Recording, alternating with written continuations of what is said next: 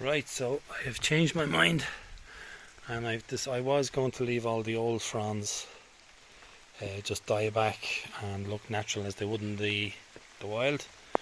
But I found that with all the old fronds coming down, it was blocking out everything at the back in here. And I had the Rian Chinese rhubarb, and it got huge last year because there was more light down on the ground floor, and it was very dark in at the back, and things were getting very dark in here. And so I've basically took all the old ones off, and I just have the new ones now, and that's allowed, it changes everything, allows a lot more light in around the base, and just opens up this whole area. Because what I want to plant up in there are big tall canna varieties, especially this canna here, Canna Stuttgart, which don't like full sun. They like shade, and they get very tall. I think like 7-8 feet, no bother to them. So they're going to be planted in around the back, and I'm hoping to leave them in the ground over winter as well.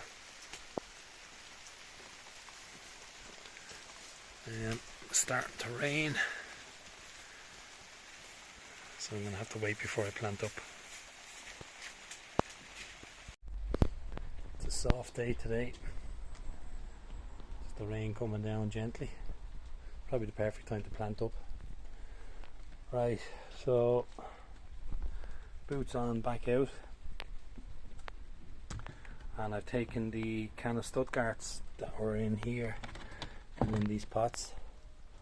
Not all of them. I'm going to keep some Canna Stuttgarts in pots. These 3 big pots. I'm going to let the rhizomes build up.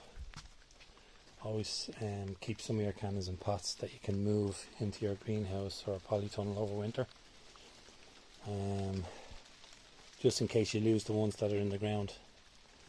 So this will be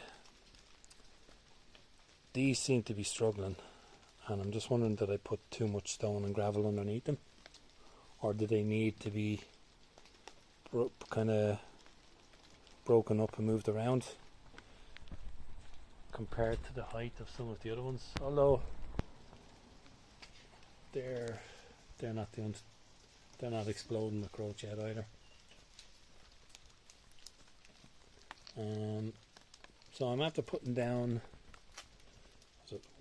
1, 2, 3, 4, 5, 6, I have 7 Canna Stuttgart gone in here, and they will come right up, hopefully. That's where they were last year anyway. I might put some in at the back of this banana here, but I need to be access just to get in and out, so I've got to keep this clear. And I usually step in this way as well.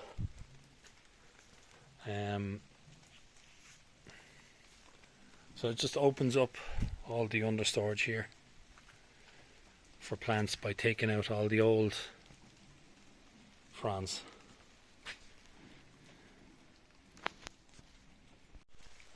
Right, so what I've done with the old fronds, like I've done with the bamboo and stuff, is basically seen a few videos on permaculture and stuff, and what they call, it's a nice phrase, chop and drop. So they'll just chop any kind of matter that they don't want, it's not needed, and they'll chop it straight onto the ground to provide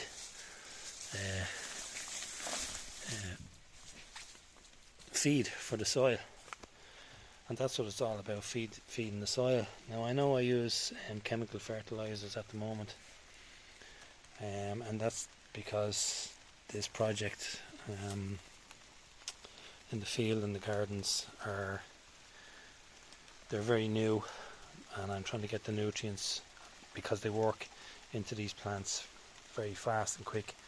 But I think once they establish like the bamboos and the bananas and trees and stuff, I'm going to move away from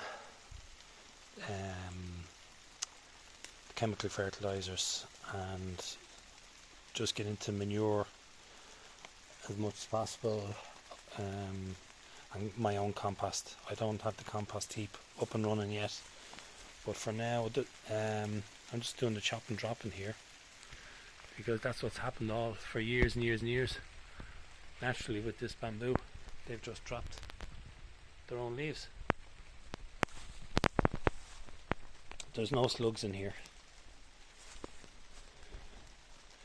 because I put about 4 or 5 ton of composted mushroom compost and horse manure, which was blended up. I bought it in, and this all got wheelbarrowed in, so I know there's no slugs around here.